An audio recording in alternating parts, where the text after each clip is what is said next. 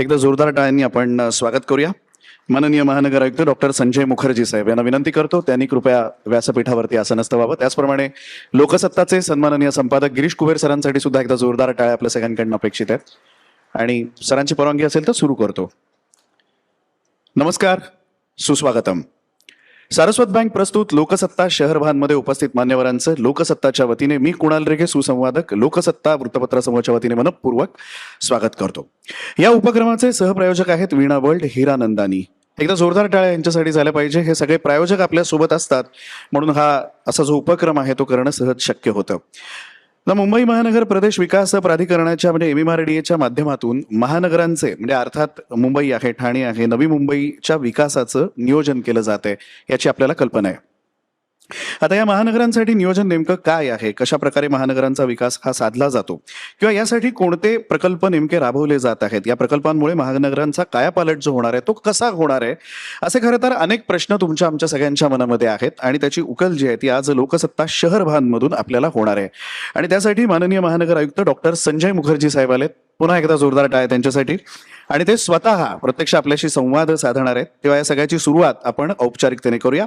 माननीय आयुक्तांच्या स्वागताने आपण ह्या कार्यक्रमाची सुरुवात करणार आहोत आणि त्यासाठी सारस्वत बँकेच्या वतीने सर्वप्रथम शिल्पा मुळगावकर मॅडम यांना विनंती करतो त्यांनी कृपया व्यासपीठावरती यावं. मी शिल्पा मुळगावकर मॅडम यांना विनंती करतो त्यांनी महानगर आयुक्त डॉक्टर संजय मुखर्जी साहेब यांचं पुष्पगुच्छ देऊन स्वागत करावं.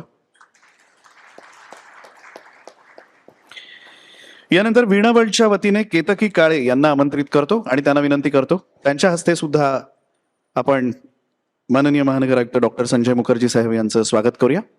केतकीजी. यानंतर एक समूह छायाचित्र. धन्यवाद. माननीय आयुक्त साहेबांना आसनस्थ होण्याची विनंती करतो आणि आता लोकसत्ताचे सन्माननीय संपादक श्री गिरीश कुबेर सरांना विनंती करतो ते प्रास्ताविक मांडतील. नमस्कार, आपलं सगळ्यांचं स्वागत.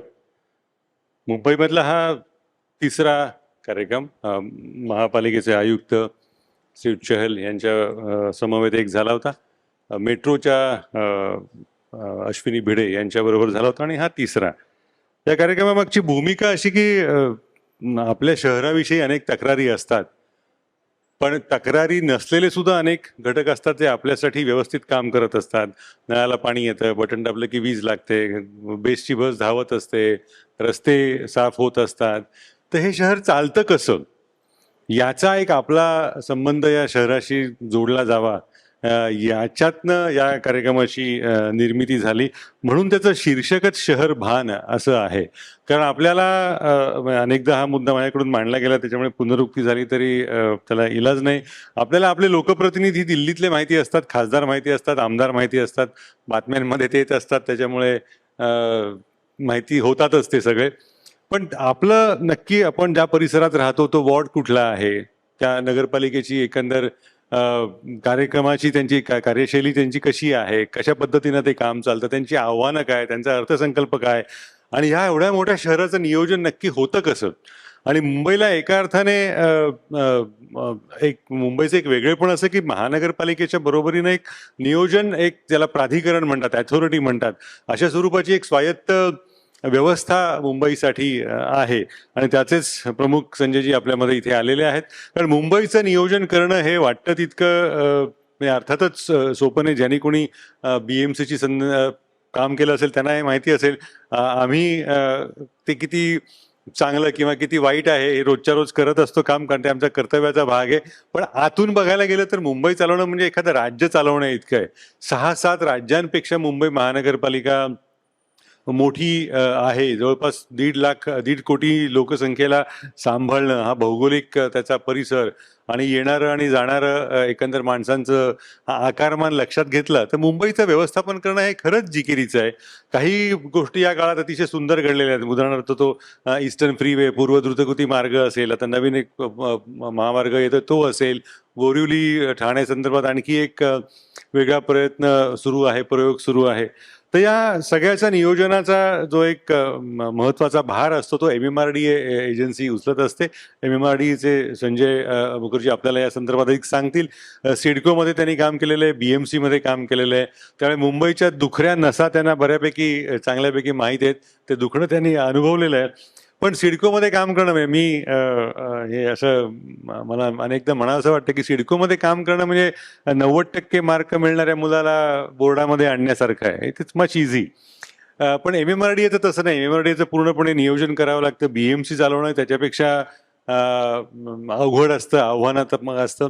तर या अनुषंगानं संजयजी त्यांची जी काही भूमिका आहे, त्यांच्या जे काही कार्यक्षेत्राविषयी माहिती द्यायची आहे ते आपल्याला देतीलच. नेहमीच्या प्रथेप्रमाणे मुलुंडमधला हा पहिलाच कार्यक्रम आहे, त्यामुळे कदाचित माहिती नसेल.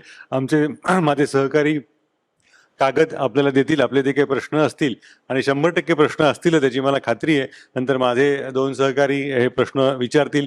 प्रश्न विचारताना फक्त एकच सूचना, मी ज्या परिसरामध्ये राहतो तिथे नळाला पाणी येत नाही किंवा रस्ते खूप वाईट आहेत आणि काय होते, बसच नसते तिकडे वगैरे वगैरे, अशा स्वरूपाचे प्रश्न शक्यतो नको. व्यवस्थेविषयी प्रश्न, व्यापक प्रश्न, एकंदर ज्याच्या उत्तरामध्ये इतरांनाही रस असेल असे प्रश्न विचारले गेले तर मला असं वाटतं की कार्यक्रम जास्त फलदायी ठरेल.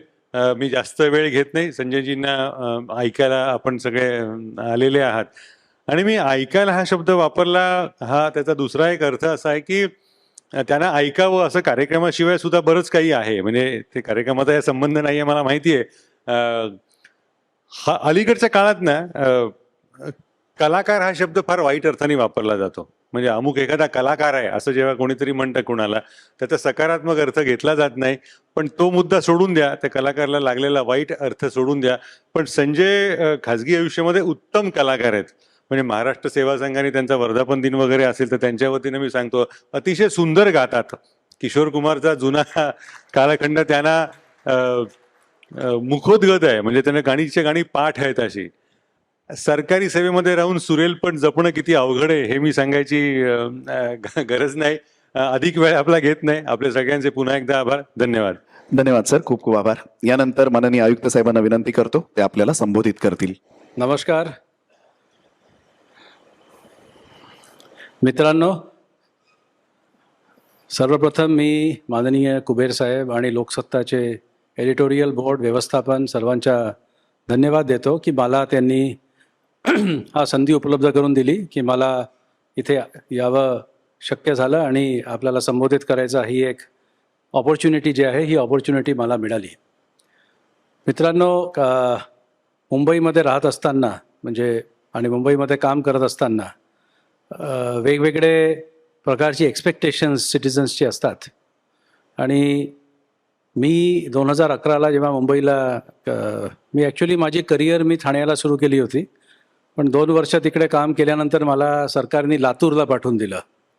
आणि मग 15-16 वर्ष मी ग्रामीण महाराष्ट्रामध्ये वेगवेगळ्या ठिकाणी काम केलं.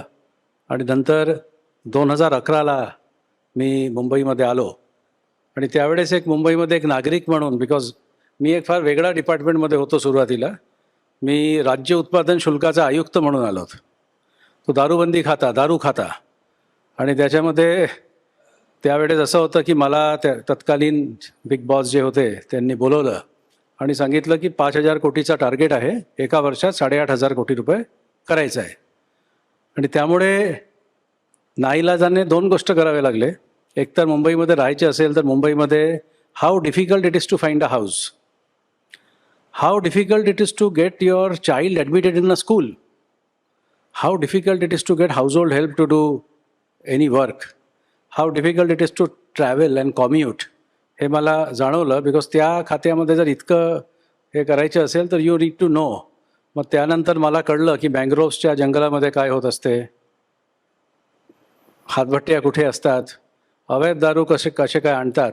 परंतु ती एक इनडायरेक्ट याच्यातनं मुंबईचे सिविक व्यवस्था आणि द व्हेरियस द ब्लॉकेजेस जे मुंबईकडे आहे, आणि biggest blockages of time. If somebody is 15 minutes ahead of you, तो 15 मिनटं पुढेच राहतो. It is impossible to cover that, the blockage of time. हे समजायचं म्हणजे मला 4 वर्ष त्या ठिकाणी मौका मिळाली. नंतर मी BMCमध्ये काम केलो आणि त्यावेळेस मी ॲडिशनल म्युन्सिपल कमिशनर प्रोजेक्ट्स असताना मी कॉर्पोरेशनमध्ये फायनान्स हा विषय सांभाळायचं.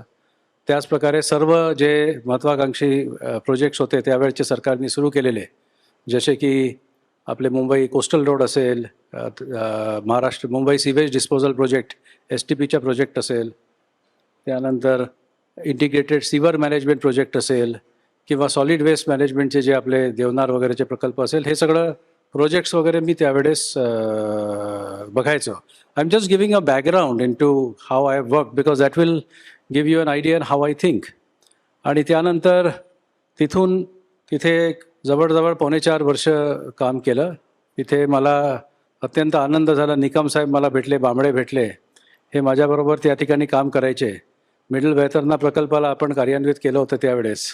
आणि कार्यान्वित केल्यानंतर लोकांची एक्सपेक्टेशन जेव्हा असते की 4,200 मिलियन लिटर्स पाणी आता मिळायला पाहिजे, नॉट 3,600, ते कशा प्रकारचे इम्प्लिमेंट झालं, दॅट दी प्रोसेस म्हणजे project conceptualization, project tendering, implementation, commissioning आणि कमिशनिंगच्या नंतरचे चॅलेंजेस, अशा प्रकारचे आम्ही बांबळे साहेबांबरोबर केलं होतं. तशाच प्रकारे लॉट ऑफ मोठे काम आपण केले होते. पाईपलाईन्स, वॉटर टनेल्स, अशा प्रकारचे त्यावेळेस झालं होतं. तशाच प्रकारे अर्बन मॅनेजमेंटमध्ये मी तत्पूर्वी नागपूर महापालिका आणि जळगाव महापालिकामध्ये काम केलं होतं. पण त्या ठिकाणी in those days those were smaller corporations. Jalgaon महापालिकेच्या बजेट होती 80 कोटी आणि त्यांचं इन्कम होतं 24 कोटी. पैसेच नव्हते, त्यामुळे इट वॉज लाईक दॅट. आणि नागपूर महानगरपालिकाची बजेट होती 1500 कोटी आणि त्यावेळेस the income was much less than that. So the scale of work was smaller. परंतु या ठिकाणी दिसलं की what is the huge scope. आणि बृहन्मुंबई जे इलाका आहे त्याच्यामध्ये फक्त महापालिकाच नव्हेत, पण महापालिका, MMRDA, म्हाडा, SRA असे वेगवेगळे स्टेट गव्हर्नमेंटचे डेव्हलपमेंटल एजन्सीज एकत्र काम करतात. आणि ह्या एजन्सीजला एकमेकांबरोबर काम करत असताना जे त्यांच्यामध्ये जे कोऑर्डिनेशनचे विषय असतात. So I always say it is very difficult to get along with your brother and now here you have to get along with many brothers and sisters. सरकारचे वेगवेगळे एजन्सीजमध्ये कसं याला सेटल करायच्या. रोडमध्ये काम करायचं असेल तर पोलिसांची NOC घ्यायची. मोठा भाऊ कोण, लहान भाऊ कोण, आणि गरज पडलं तर मोठ्या भावाला लहान व्हावे लागते to get the work done. अशा प्रकारचे सगळ्या गोष्टी अनुभवलेल्या आहे. आणि कालांतराने ॲज थिंग्स वेंट ऑन तो lot of things happen. I will not going to that. I will talk in the capacity. जे मी इथे आलो तर MMRDAमध्ये माझी नियुक्ती रफली 5 odd months पूर्वी झालेली होती. मित्र, MMRDA जे आहे, this is one of the very old institutions. 1978मध्ये ॲक्च्युअल काम सुरू केलं MMRDAने. आणि त्यावेळेस BKC as a growth centre, हे ग्रोथ सेंटर म्हणून त्यांनी एक कन्सेप्च्युलाइज केलं होतं. आता आजकाल हे ग्रोथ सेंटर हा शब्द जे आहे ते एकदम फॅशनेबल झालेली आहे. What is a growth center? So essentially growth सेंटरचा कुठलाही डेफिनेशन नाही आहे. रिजनल प्लॅनमध्ये ग्रोथ सेंटर लिहिलेलं आहे आणि एक चॅप्टर आहे पूर्ण की ग्रोथ सेंटर असावा, त्याच्यामध्ये हे असावा, ते असावा. But essentially there is no definition of growth center. So I think आम्ही बोलत असताना, म्हणजे एस्पेशली प्लॅनर्स बोलत असताना किंवा मीडियाला ॲड्रेस करत असताना आम्ही ग्रोथ सेंटर्सबाबत बोलत असतो.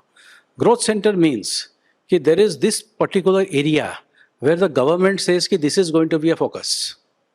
And the government is going to invest there. And by investing, the government is going to make available certain amounts of goods and services at a certain price. The thought is that the private sector will be encouraged to participate in that growth center. तो एखादा एरियाला promote करण्याकरिता ते growth centre आपण करत असतो. The second part of the growth center is it is a market maker. So suppose आम्ही एक particular level of इन्फ्रास्ट्रक्चरमध्ये आम्ही समजा X रुपीज पर स्क्वेअर मीटरमध्ये जागा देत आहोत. So private sector cannot take X+1 if the quality is less. If the quality is better you can take X+1. तो it is something which sets up a benchmark. हे 2 basic concepts आहे when government takes up a growth center. आणि BKCची growth centre जे आहे ते 1978मध्ये हा सुरू झाला. आणि नंतर त्याच्यामध्ये असं संकल्पना झाली की Mumbai is a service industry and so Mumbai is a financial capital of the country. आणि त्यामुळे international financial centre, in fact the country's first concept of international financial centre, त्यावेळेस the thinkers of the day they have thought about it. आणि त्यांनी BKC is one of the most prominent growth centres. Another very famous growth centre त्यापासून 8 वर्षापूर्वी सुरू झाला होता, that was the Navi Mumbai growth centre which is today the city of new Bombay. त्याला एक residential growth centre, satellite town of Mumbai, BKCमध्ये काम करावा, मुंबईमध्ये काम करावा, नवी मुंबईमध्ये राहावा. अशा प्रकारे the thought of decongestion of Mumbai has happened then. However, आज मुंबई कंजेस्टेड आहे. त्यामुळे लेसन मला असं वाटते की आपण जितकंही विचार करतो आपण त्याच्यापेक्षा जास्त विचार केला पाहिजे. We should think even bigger than what we are thinking, because India is a young country. एका काळात जगाचा 25% GDP देणारा country. Balance of convenience lies in favour of India. एक दिवस आपण जगाचा 25% GDP देणार. And therefore the growth of India will accelerate come what may. It decelerated after the British rule because of foreign rule. It was an aberration. That apart, the GDP of India was something like 25%. BKC मध्ये growth center जेव्हा MMRDA ने तयार केली, that BKC today contributes 2.8% of the national GDP. And the entire MMR contributes 4 to 5% of the national GDP. So 168 hectares of land is contributing more to the GDP than 6,380 hectares of kilometers of land, square kilometers of land. This is the power of a growth center. And BKC is a classic example. अशा प्रकारे BKCचा growth center झाल्यानंतर as MMRDA as an institution developed, ते regional plan बनवायला सुरुवात केले. आणि the idea was that you create a regional plan in all areas and then within the regional plan special planning authorities will be created at various places आणि त्या ठिकाणी आपण त्याला डेव्हलप करावा. अशा प्रकारे MMRDA continued to be a planning authority and as far as BKC is concerned it continued to be a development authority. अशा प्रकारचे it kept working. Civic amenities जे आहे ते सिटीमध्ये BMC प्रोव्हाइड करायची. नंतर something like 2010-2011 MMRDA went into implementation. आणि त्याच्यात थिंकिंग असं होतं की इंटर डिस्ट्रिक्ट कनेक्टिव्हिटी जी आहे, that inter-district connectivity should be thought of by MMRDA.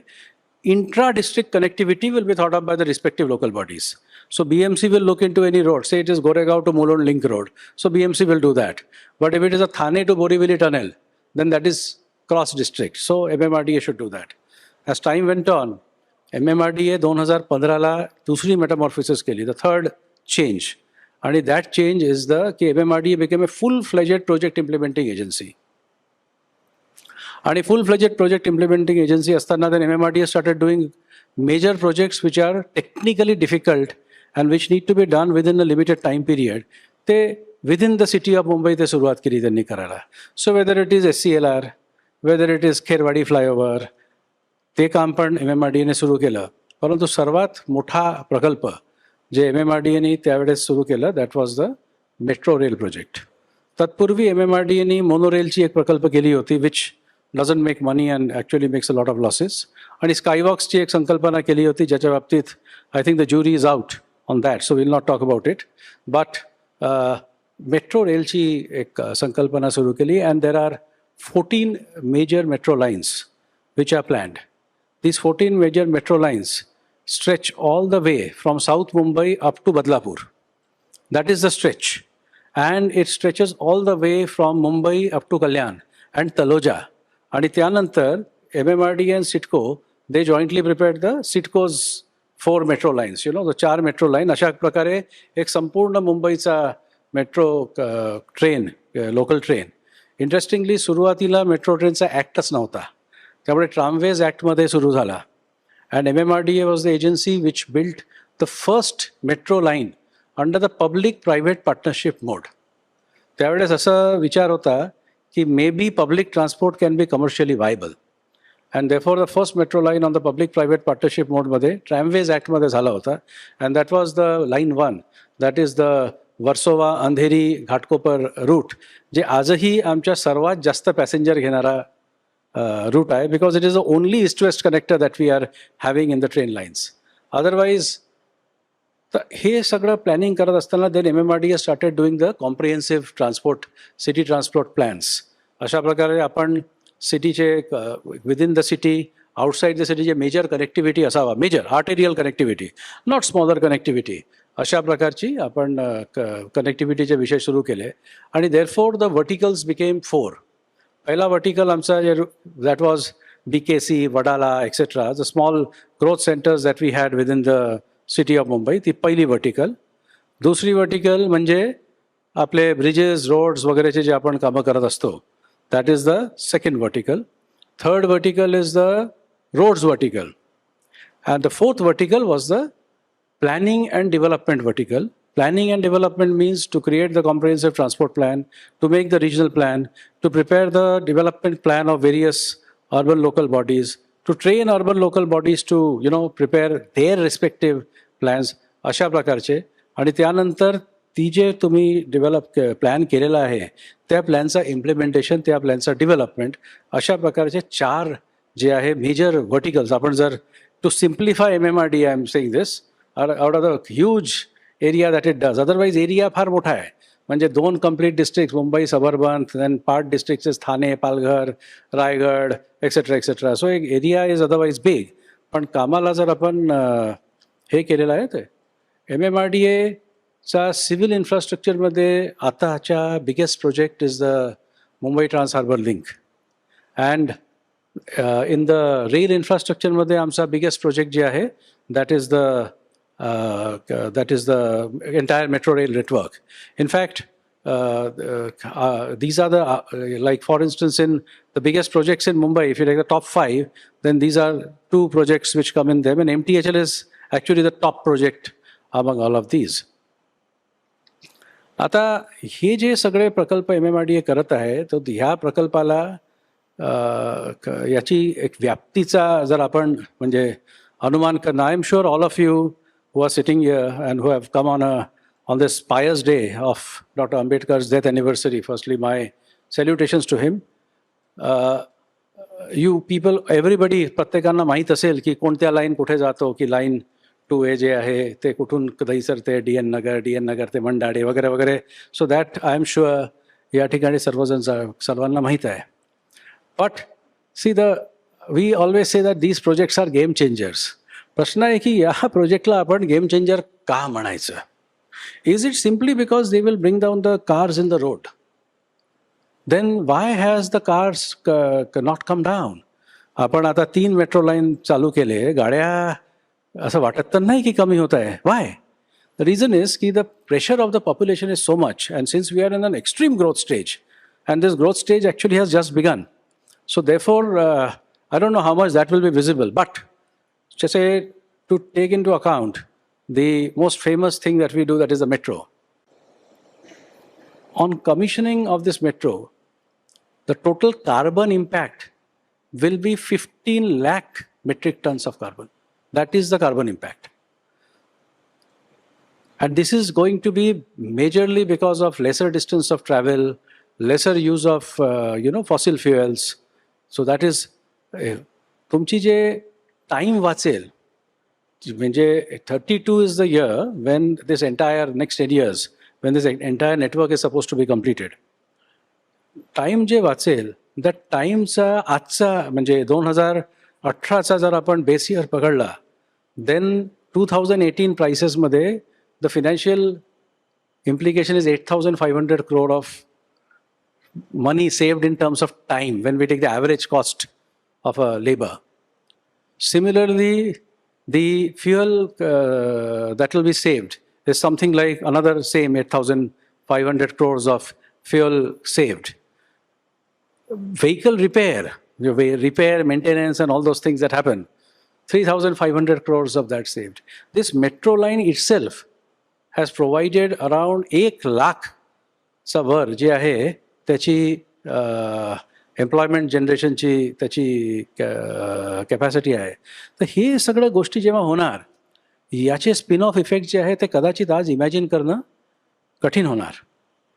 The growth of the hinterland coupled with this connectivity and coupled with a different style of working. आता प्रश्न येतोय की मेट्रोचे 3 लाईन्स चालू आहे, तर आता Y are more people not travelling by the metro?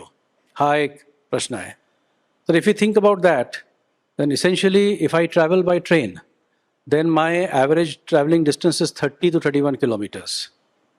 If I travel by, say, a car, then my average traveling distance is 13 to 14 kilometers. If I travel by a taxi, my average traveling distance is 9 to 10 kilometers. If I travel by motorcycle, interestingly, motorcycle travel has become very popular now. मी जर मोटरसायकलमध्ये travel केलं तेव्हा माझा travel time distance is something like 13 to 14 kilometres मी travel करतो. That's average distance of travel. Auto रिक्षामध्ये 8 ते 9 किलोमीटर ट्रॅव्हल करतो. आज आमच्याकडे फक्त 3 लाईन्स आहेत. So we are travelling 8 to 9 kilometers only. So therefore the rush, and I must thank my officers who gave me this insight, therefore the rush on the local trains is not coming down to that extent. However, as the length of the network, जसे जसे नेटवर्कचा length जी आहे ती नेटवर्कचा length जसं जसं वाढत जाणार तशी तशी हे कमी होत जाणार. अँड दॅट इज वाय आपण मेट्रो रेल सुरू केलं. इनिशियल डेजमध्ये there was a big hype. त्यानंतर देर वे टिपिकली कुठलाही जेव्हा नवीन प्रोजेक्ट लॉन्च होतो तर लोकांना फार त्याच्यामध्ये तक्रारी सुरू होतात की तुमच्या स्टेअरकेस फार जे आहे ते it is very steep to climb and there are many issues, all of which are genuine from the individual point of view. I think administrators like me need to understand this, की प्रत्येक गोष्ट जे आहे ते genuine आहे from that person's point of view. पण हे होतात आणि त्यानंतर there's a lull. तो अकॉर्डिंगली आपल्या जे मेट्रो लाईन्सचाही हाच पॅटर्न झालेला आहे. And then since the last 6 months it is following a secular growth rate of 5% per month compounded. That is the rise. 5% प्रति महिना कंपाऊंडेड. म्हणजे it is unbelievable. I am sure हे होणार नाही. The law of diminishing returns will it will take over. पण अशा प्रकारचे याच्यामध्ये जे आहे ते राईज झालेलं आहे. As time goes on and people get more use. आता MMRDAने एक national common mobility card introduce केलेलं आहे. ते नॅशनल कॉमन मोबिलिटी कार्ड त्यांनी जे इंट्रोड्यूस केलं दॅट इज नाव कम्पॅटेबल. तो रेल्वेजसाठी कम्पॅटेबल नाही आहे, परंतु BST त्यांच्या स्वतःची मेट्रो लाईन 1 आणि इव्हन DMRCचे ऑल ट्रेन्स ऑफ DMRC तो नॅशनल कॉमन मोबिलिटी कार्ड जे आहे ते कॉम्पॅटेबल आहे. त्यामुळे there is a ease of travelling. जसे लोकल ट्रेन रेल्वेज, आता रेल्वेज आणि म्हणालो ना मोठा भाव कोण लहान भाव कोण, मग भावामध्ये मित्रता असणं आवश्यक आहे. ती जे एफर्ट आहे ती एफर्ट चालू आहे. एक ना एक दिन वो सक्सेस हमको मिलेगी, वो सुबह आएगी. So we will have a common mobility card, and then this whole thing will suddenly change. कारण की it is like an oyster card. तुम्ही लंडनमध्ये असं आहे, तुम्ही एक कार्ड घेतलं, तुम्ही बसमध्ये जा, तुम्ही ट्रेनमध्ये जा, तुम्ही मेट्रोमध्ये जा, सबर्बनमध्ये यूज करा आणि तिथे यू कॅन इव्हन शॉप. हॉटेलमध्येही तुम्हाला डिस्काउंट मिळते त्या कार्ड दाखवून. तीच संकल्पना या ठिकाणी MMRDA राबवून राहिलेलं आहे. सो आय ऑलवेज से की 1995 जेव्हा मोबाईल फोन भारतामध्ये आला तेव्हा ज्या लोकांकडे मोबाईल होता इट वॉज अ टॉय. आणि श्रीमंत आहे माझ्याकडे मोबाईल आहे. नंतर फोन आला की म्हणायचं 16 रुपये 17 रुपये जात आहे, मग इतकं महाग आहे ना. आता as time has gone by everybody has a mobile phone. आणि हा फक्त phone is not for talking. It has become a veritable office. It tells me the time, it keeps my notes, it keeps my record. आज जर माझ्या इंटरव्ह्यूमध्ये कुबेर साहेबांनी मला प्रश्न विचारला की मला रेफरन्स पाहिजे, तो I have the documents all in the mostly in the mobile apparatus. तशाच प्रकारे हे जे आपले these changes that we are doing in Mumbai, and very interestingly this is India where 65% of the population is below 40 years of age. तर ही जे याच्यामध्ये आपण जे लोकांमध्ये एक एनेबलमेंट आणतोय, this enablement, the change it will have in the economy is something which we can't imagine. Now हे सगळं जे रोड्स आणि हे सगळं, I'll also talk about the road network planning. I'm sure that is something many people don't know. I'll talk about it in a while. पण हे सगळं plan करत असताना we have planned it from the Mumbai centric approach. मुंबईवरून एअरपोर्टला जायचं आहे, मग कसं जायचं? मुंबईवरून बँड्राला जायचं आहे, त्यामुळे कोस्टल रोड करा. मग बँड्रावरून मला MTHLला लँड व्हायचं आहे, त्यामुळे हे करा, वर्ली शिवडी कनेक्टर करा. अशा प्रकारचे entire thinking is Bombay based आणि म्हणजे majorly Bombay based. And that is natural because आम्ही most of the people who took part in the decision making process हे सगळे मुंबईचे होते. परंतु मला नवी मुंबईमध्ये काम करायचा वेळ मिळाला आणि मी जेव्हा सिडकोला टेक ओव्हर केलं तर त्यावेळेस we were having a financial crisis there also. So it took me 2 months to realise की हे सगळं जे चेंजेस होतं आहे हे मुंबईपेक्षा हिंटरलँडला जास्त मदतीचे होईल. आणि मी जेव्हा टेक ओव्हर केलं तर पाम बीच रोडमध्ये 70,000 रुपीज स्क्वेअर मीटरमध्ये प्लॉट जायचं. My last deal there we did it 7 lakh rupees a square meter. Kharghar used to go at 30,000. The last deal is 3,30,000. नाव याच्यामध्ये सिडको NHAI त्या ठिकाणी जे काम करत आहेत त्यांचा एक मोठा सिंहाचा वाटा आहेच की, I am not taking that away. परंतु हे सगळ्यामध्ये मार्केटनी कनेक्टिव्हिटीचा एक विषय बघितलेला आहे आणि त्या कनेक्टिव्हिटीमध्ये Navi Mumbai international airport, everybody knows about it. The Navi Mumbai road network and metro network connectivity to Mumbai, everybody knows about it. But there is another huge thing which is happening, that is the Mumbai trans harbour link. आणि MTHL जी project आहे, आता ही MTHL project आता अंतिम टप्प्यावर आहे. And we hope to start it any day. We hope to do it as soon as we can. It's in the last stages. This bridge is India's longest sea bridge. 16.5 kilometer it is over the sea. There are more than 1,600 precast segments in this thing. It is an engineering marvel. It's an economic marvel. It's a marketing marvel. From marketing point of view, as things will happen later, it will be a marketing marvel. And God knows in what ways is it expected to change. त्यामुळे त्याची जेव्हा DPR तयार झाली होती, it was assumed that it will perhaps raise the GDP of the country by 1%. That is the impact that is expected. Do you know that the steel used in MTHL, the mild steel that has been used, that is enough to make 4 Howrah bridges, which is entirely steel-based. The reinforced steel can make some 22 statues of unity.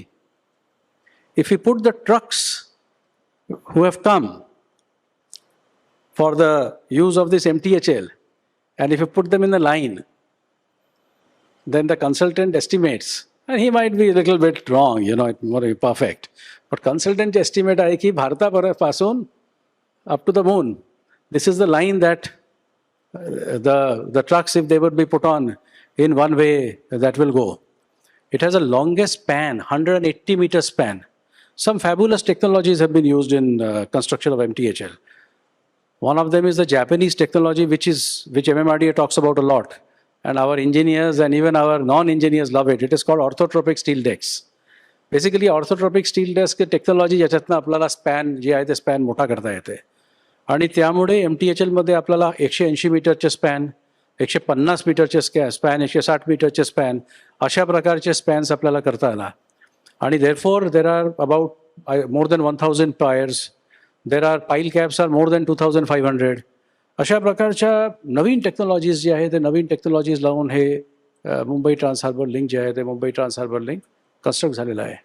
All these things are carbon positive. हे सगळे जे projects MMRDA करत आहे, all these projects are carbon positive and this carbon positivity is going to go a long way. See, आता नवी मुंबई एअरपोर्टचं काम चालू आहे, blasting चालू आहे, the dust is coming out in the air. Taloja industrial area hai, dust is coming out in the air. So it's a part of life. However, हे जे आपण change करतोय, in the next few years, this will open up the hinterland. People can live away. आणि you don't need to be in Mumbai. You can stay away. You can travel in the quicker way. MTHL जेव्हा इथे मुंबई साईडमध्ये land होणार, म्हणजे from Mumbai if you take it, मग शिवडीमध्ये आपण 2 connector दिलेले आहे. म्हणजे there are two ramps which go up and 2 ramps which come down. Why 2 ramps at Shivdi?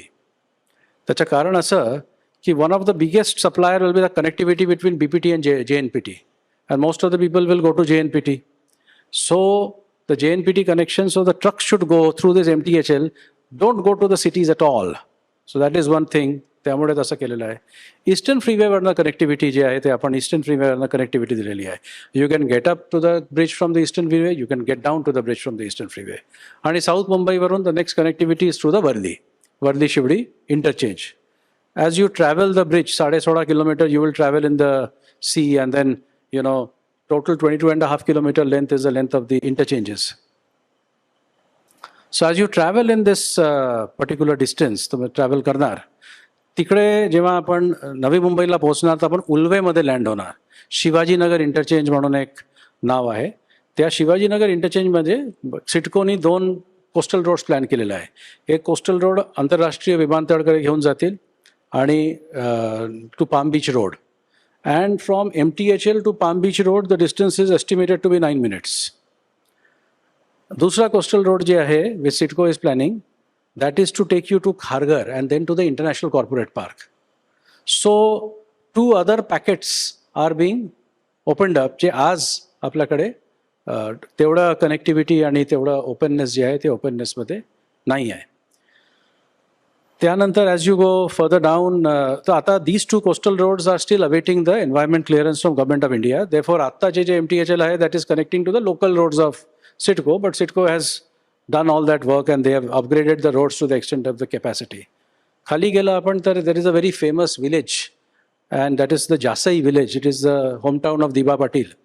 So in Jasai village, we have given connectivity. There is up ramp and the down ramp. At this particular point of time, it is awaiting forest clearance for opening, so that is not open. And further down, it goes to the very famous Chille village. Chille गावामध्ये there are 4 outlets, up and down ramps अशा प्रकारचे आहे. त्यानंतर आत्ता आपण त्याला further connectivity जी आहे ते फर्दर कनेक्टिव्हिटी आपण मुंबई पुणे एक्सप्रेसवे पर्यंत देत आहे. So it's pretty interesting. जर आपण साऊथ मुंबईवरूनच घेतलं because all of us think from that south Mumbai perspective, but a lot of advantage is going to attain to the hinterland because of this. तेव्हा then suppose I am at south Mumbai, I go to the coastal road, I take the coastal road, I can come out at Princess Street flyover, I can go in at Princess Street flyover, then I can come out at what is that, Priyadarshini Park.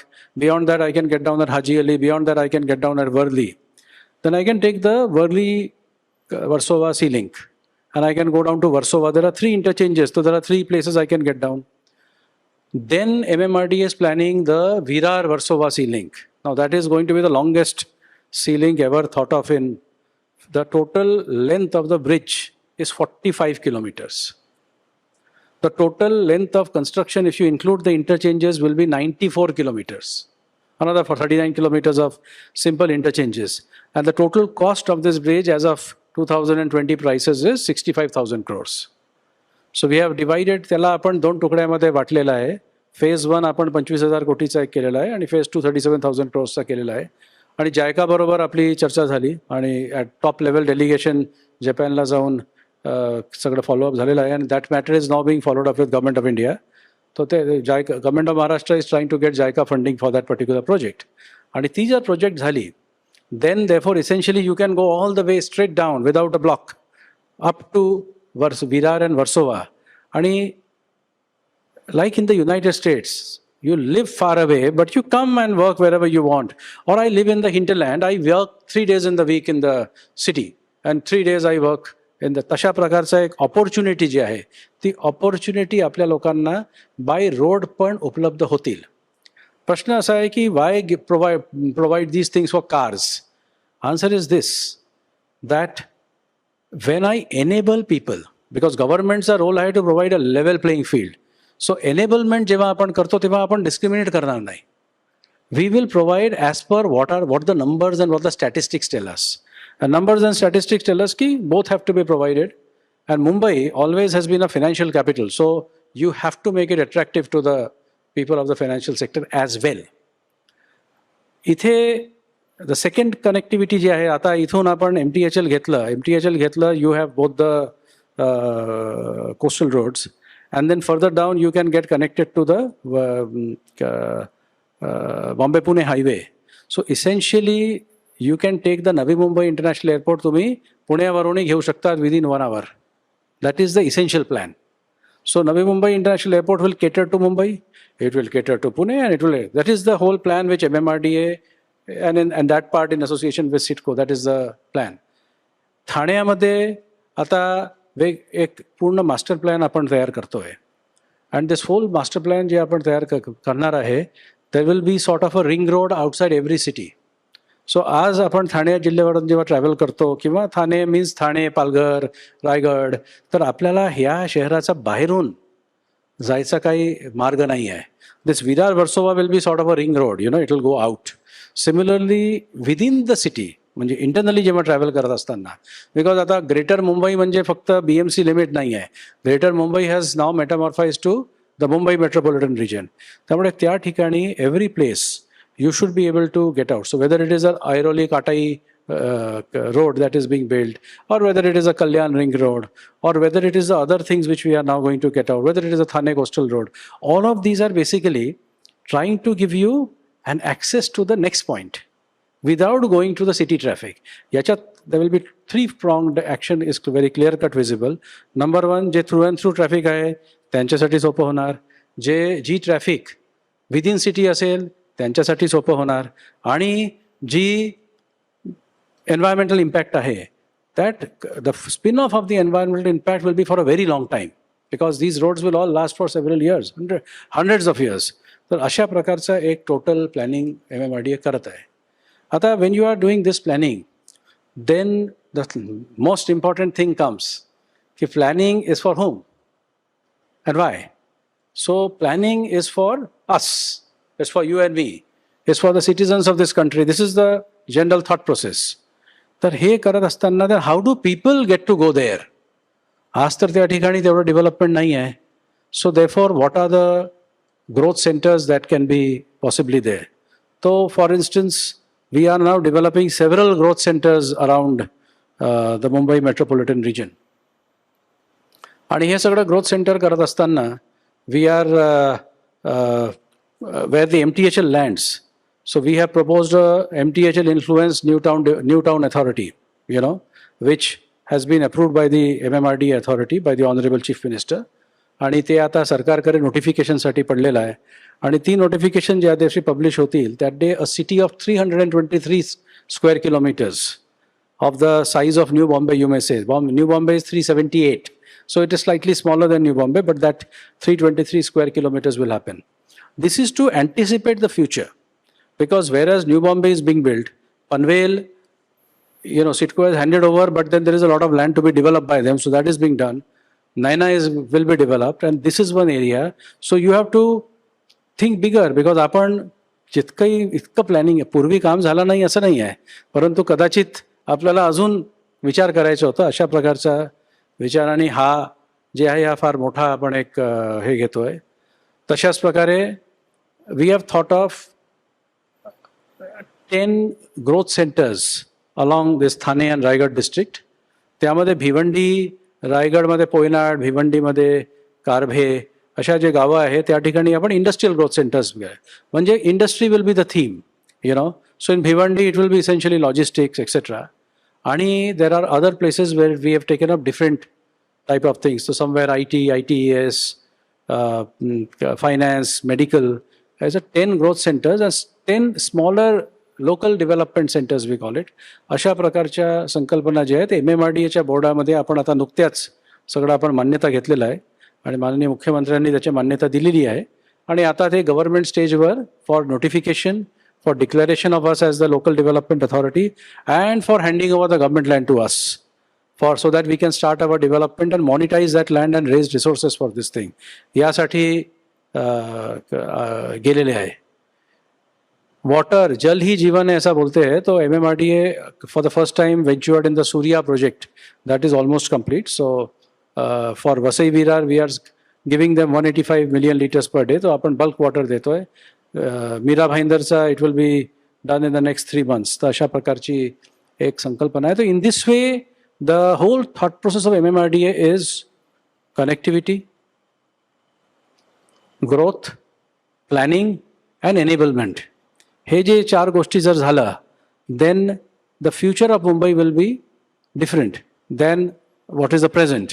And the bit of congestion and traffic आणि हे ज्या रस्त्यावर जे barricades हे जे आपण बघतोय, this is because Mumbai is upgrading and rest of MMR is getting reshaped. And I beg upon all of you to please be part of this vision, be part of this nation building process. Thank you so much. धन्यवाद sir, खूप खूप आभार. विस्तृत अशी मांडणी सरांनी विषयाची केली. आता वेळ आहे ती चर्चेची. आपण प्रत्यक्ष चर्चेला सुरुवात करूया आणि अर्थात प्रश्नोत्तरांची सुद्धा. चर्चेत सहभागी होण्यासाठी आणि प्रश्न उत्तर प्रातिनिधिक प्रश्न विचारण्यासाठी मी आमंत्रित करतो लोकसत्ताचे MMR region chief Jayesh Samant आणि मुंबई ब्युरो चीफ रसिका मुळे यांना. दोघांनाही मी विनंती करतो त्यांनी कृपया व्यासपीठावरती यावं. एकदा जोरदार टाळ्या या दोघांसाठी झाल्या पाहिजे. आणि दोघांनाही विनंती करतो पुढची सूत्र जी आहेत ती त्यांच्याकडे सुपूर्द करतो. खाली आत्ता असलेल्या उपस्थितांचे प्रश्न आलेच आहेत. तिथून ते घेतेच, पण त्यापूर्वी एक सगळ्यांना म्हणजे सरांनी जी मांडणी केली त्याच्यात MMRDA चा पसारा किती आहे, तर 9 महापालिका, 9 नगर परिषदा, 1000पेक्षा जास्त गावं जी मुंबई परिसरात आजूबाजूला आहेत. आणि आता असं हळूहळू हळूहळू विस्तारत थोड्या दिवसात ते पुण्याला चिकटणार आहे इथपर्यंत सगळा हा पसारा वाढलाय.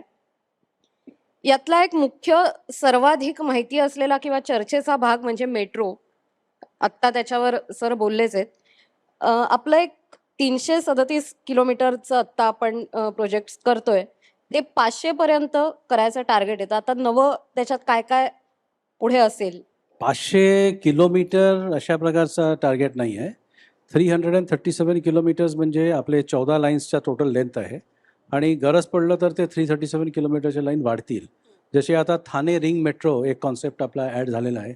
So that will add up to the 337 metres. ती गव्हर्नमेंट ऑफ इंडियाकडे मान्यतासाठी आता गेलेली आहे.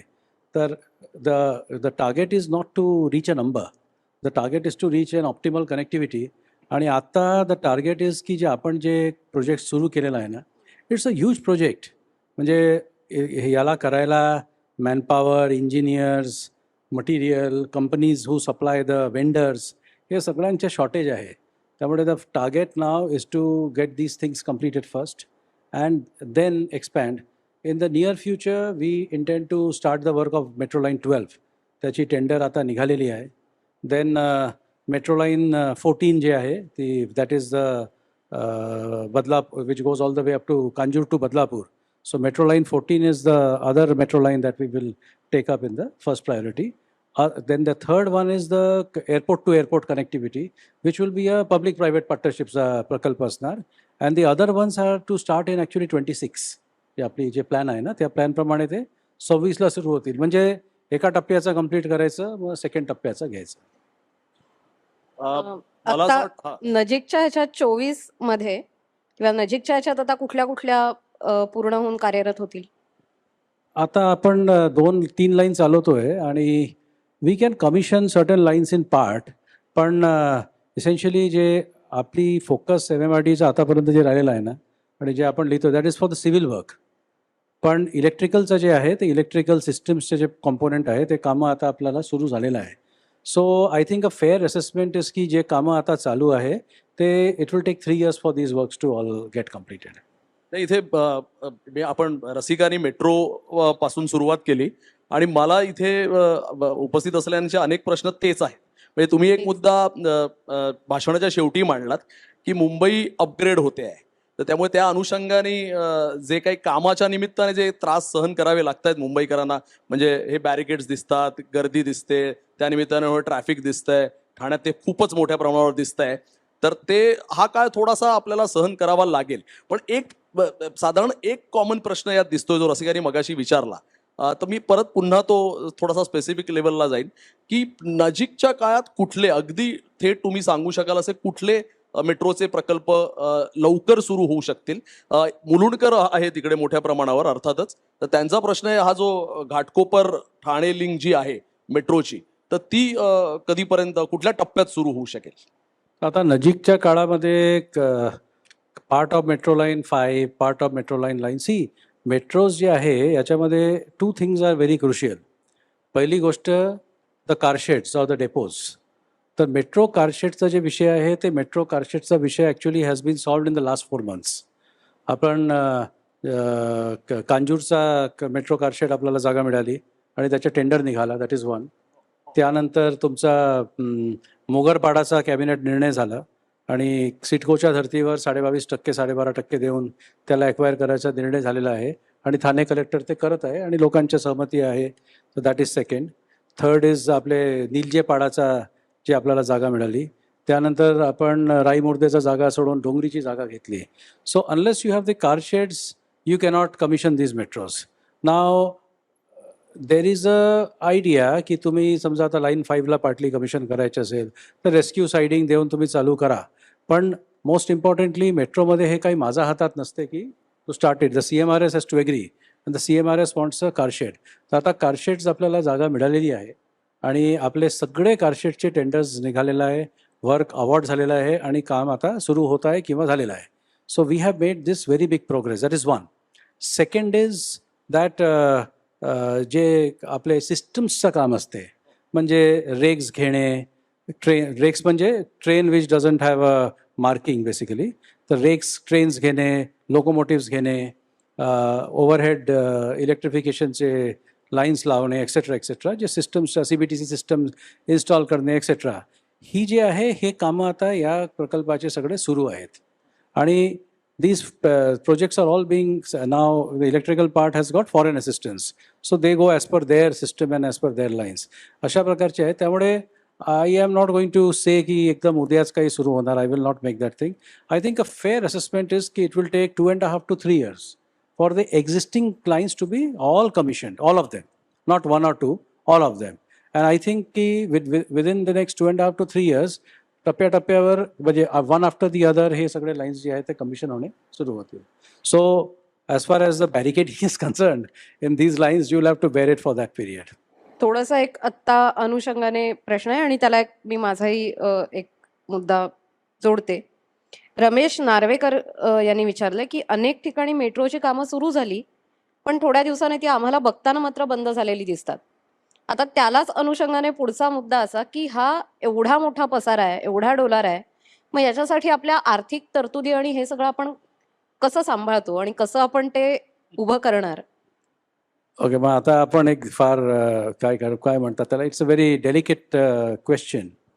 मेट्रो जेव्हा आपण MMRDAने काम सुरू केला होता त्यावेळेस ॲक्च्युली गव्हर्नमेंट ऑफ इंडियाने मेट्रोची एक पॉलिसी बनवली आणि त्या पॉलिसीमध्ये असं होतं की गव्हर्नमेंट ऑफ इंडियाची एक 10%ची स्कीम होती आणि एक 20%ची स्कीम होती. 10%च्या स्कीममध्ये ते 10% ग्रांट देतात, 20%च्या स्कीममध्ये ते 10% ग्रांट आणि 10%मध्ये सबडेट देतात, ते म्हणजे GSTच्या सबडेट देतात. आणि रिमेनिंग 80% तो 10% from the urban local body और 20% from the urban local body oblique state, तो महाराष्ट्रामध्ये स्टेट देत नाही, अर्बन लोकल बॉडी मार्फत देण्यात येते. 10% from the authority itself which is executing the railway metro, आणि 50% कर्ज. This is basically the financial model जे गव्हर्नमेंट ऑफ इंडियाने दिली होती.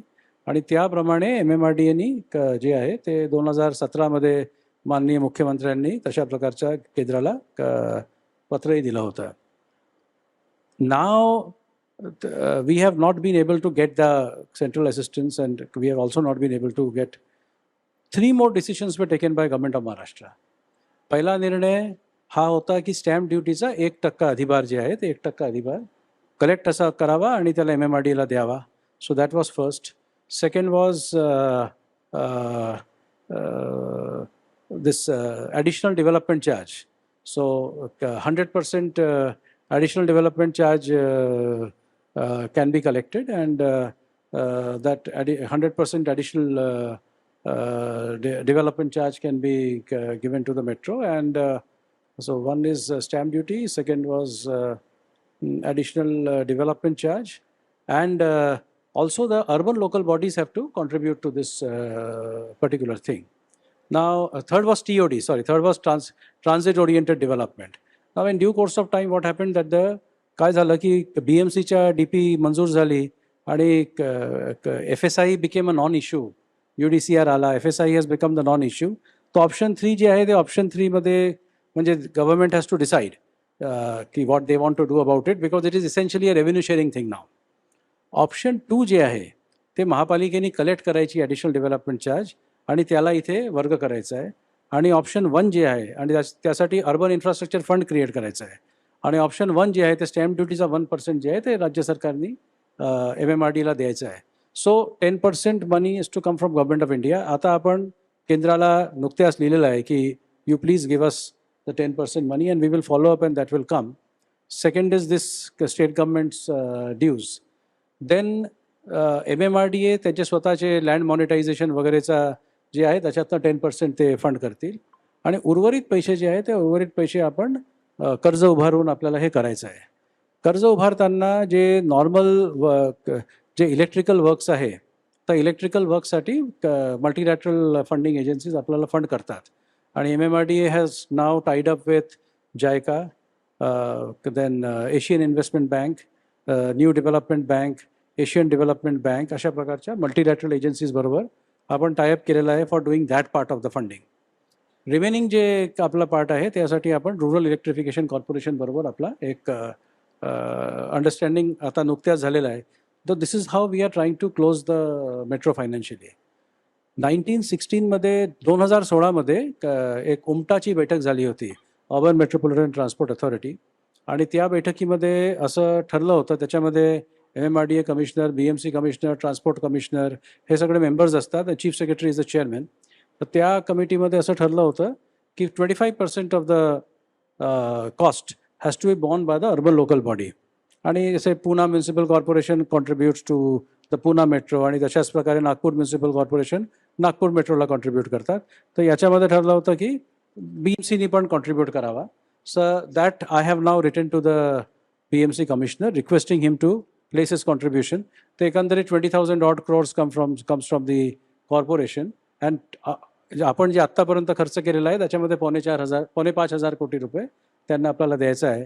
मग अशा प्रकारे we are trying to ring fence the metro financing. म्हणजे थोडासा अधिक समजावून सांगण्यासाठी, म्हणजे पूर्ण मेट्रो लाईनच्या परिसरात आपण जी घरं घेतो, ठाण्यात असो, मुलुंडमध्ये असो, किंवा जिथे जिथे मेट्रो लाईन होत आहे तिथे आपल्याला लक्षात येत असेल 1% राज्य सरकार आपल्याकडून स्टॅम्प ड्युटी घेतं ते मेट्रो प्रकल्पांसाठी. पण राज्य सरकार MMRDA ला काय ते पैसे देत नाहीये. तर तुम्ही BMC साठी आग्रही आहात. राज्य सरकारचे किती शिल्लक तुम्हाला येणं आहे हे पण जरा लोकांना कळेल. राज्य सरकारसाठी आम्ही आग्रह आहोत. आम्ही we are following up with both state government and central government. राज्य सरकारकडनंही काही पैसे आलेले आहेत आणि BMC कडनं पैसे काही यायचे आहेत. म्हणजे एकूण थकबाकी किती असतील? मुंबई महापालिका, राज्य सरकार.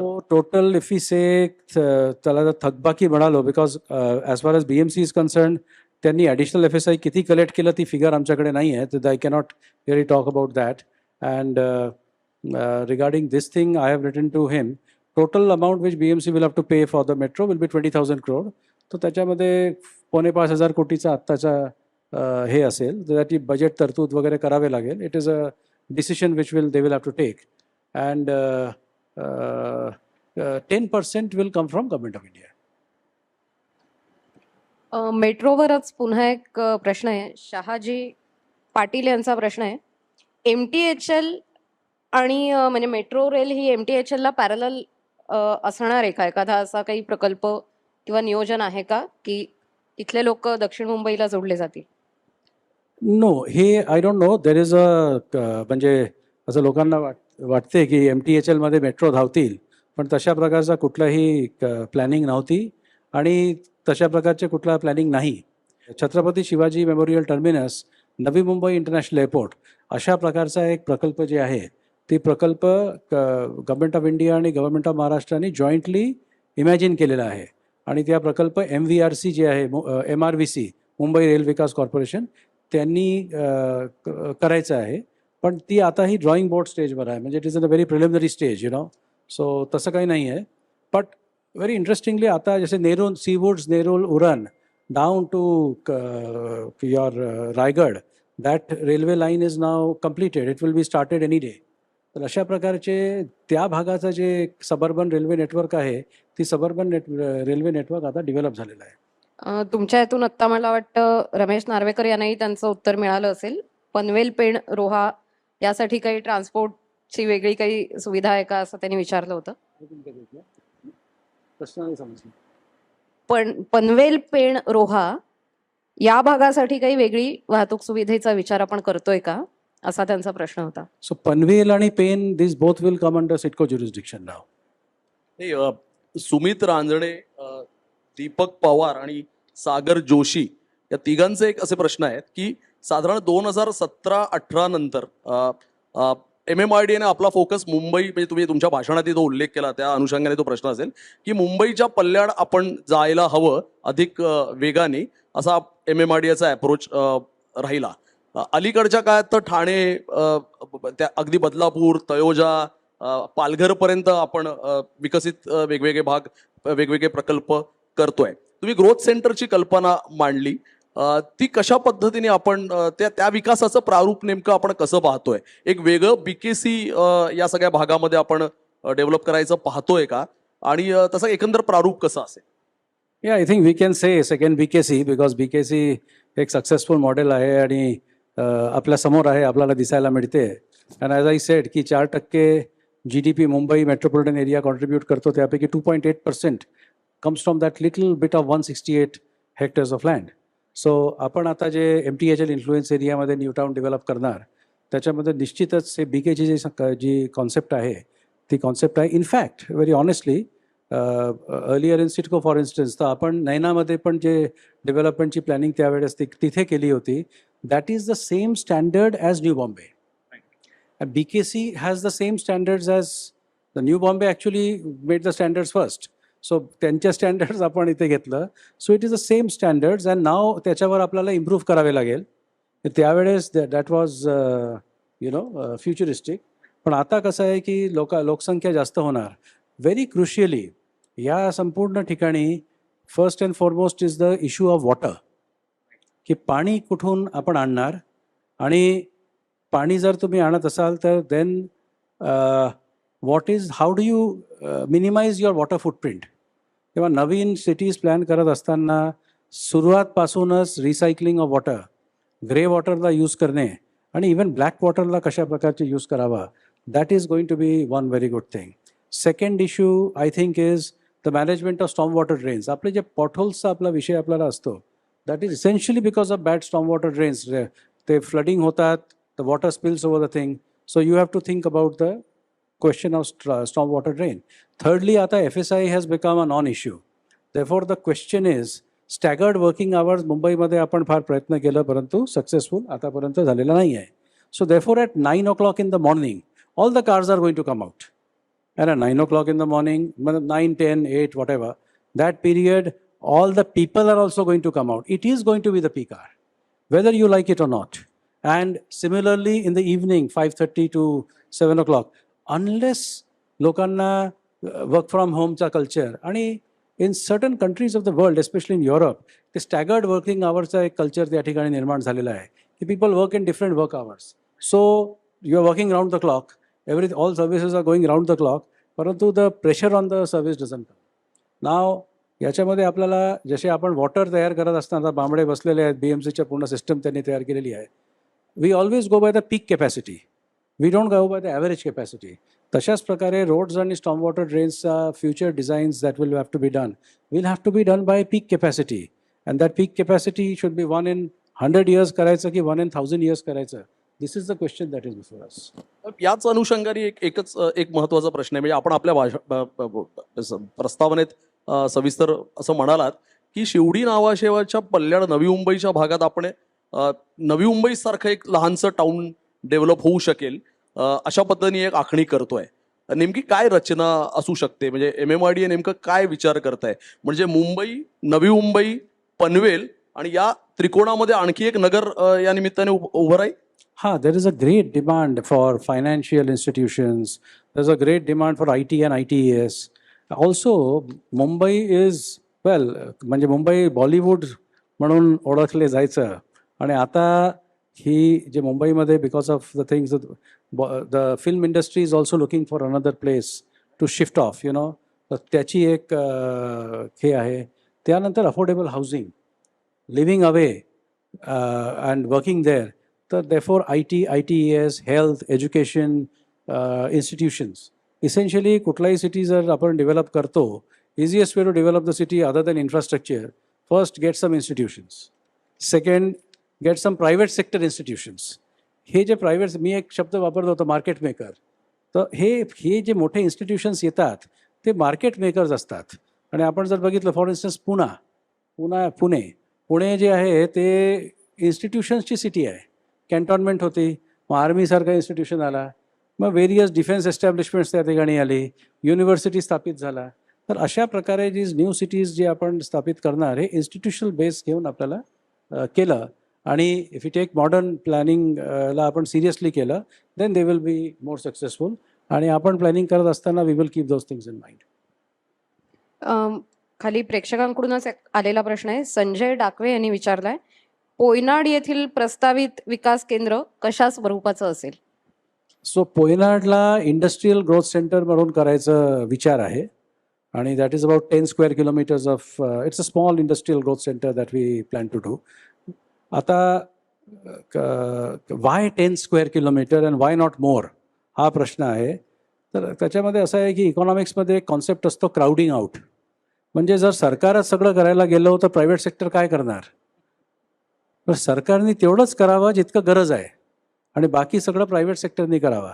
सो पोयनाडमध्ये to give a push to the industry, ते इंडस्ट्रीयल हब जे आहे ते इंडस्ट्रीयल हब क्रिएट करायचं आहे. आणि त्यासाठी आता आपला we have send the proposal सरकारला की आम्हाला तिथे तुम्ही स्पेशल प्लॅनिंग अथॉरिटीकडे डिक्लेअर करा आणि आम्हाला जे गव्हर्नमेंट लँड्स आहे ते आम्हाला हँडओव्हर करा so that we can start on the government lands to begin with. Vijay Lokare यांचा एक प्रश्न आहे आणि तो मला असं वाटतं सगळ्या ठाणेकरांचा प्रश्न आहे की घोडबंदरची वाहतूक कोंडी सोडवण्यासाठी, म्हणजे काम तुम्ही करताय पण घोडबंदरची वाहतूक कोंडी सोडवण्यासाठी काय करता येईल? ठाणे बोरिवली हा जो भुयारी मार्ग आपण बांधताय तर त्यामुळे माजिवडा ते गायमुख पुढे फाउंटन पर्यंत शहरीकरणही वाढणार मोठ्या प्रमाणावर. तर एक मोठा प्रकल्प आणि त्यासोबत आणखी नवी कोंडी असं काही होणार नाही ना?